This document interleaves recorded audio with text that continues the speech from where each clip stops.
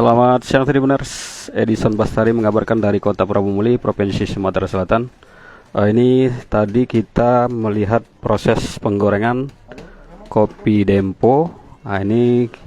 Saat ini kita menyaksikan proses pengemasan kopi Dempo yang legend. Ini tertua di Kota Prabumuli, berdiri sejak tahun 1971. Kopi ini sangat terkenal dan banyak disukai oleh pecinta kopi, tidak hanya di Sumsel namun juga di Indonesia. Ini bisa kita lihat kopi bubuk Dempo. Bahan dasarnya sendiri didatangkan langsung dari Semende, Provinsi Sumatera Selatan. Ini dalam satu bungkus ukuran 100 gram ini dijual dengan harga 7.000.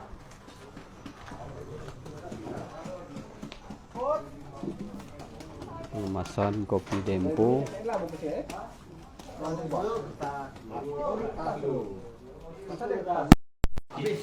Oh, ini 7.000 Nah, yang besar itu berapa itu?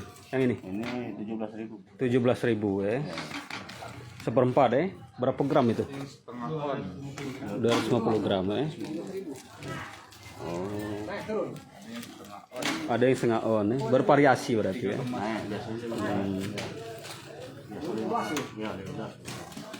Dibungkus. Ini kopi Dempo. Kopi Dempo ini dapat kami informasikan merupakan kopi tertua di Kota Prabumuli. Nah, ini adalah lokasi pembungkusan kopi Dempo di Jalan Tampomas, Kelurahan Muara II, Kecamatan Prabumuli Timur, Kota Prabumuli.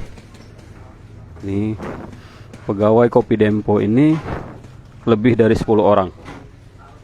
Ini dari mulai penggorengan, pengemasan hingga penjualan. Ini yang sudah jadi, siap edar atau siap jual.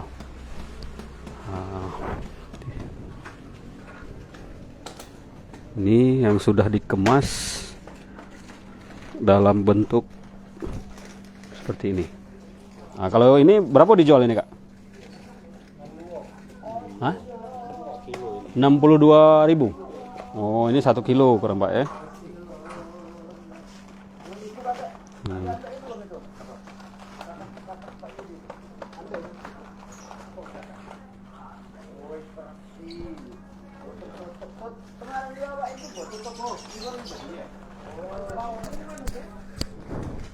Kopi ini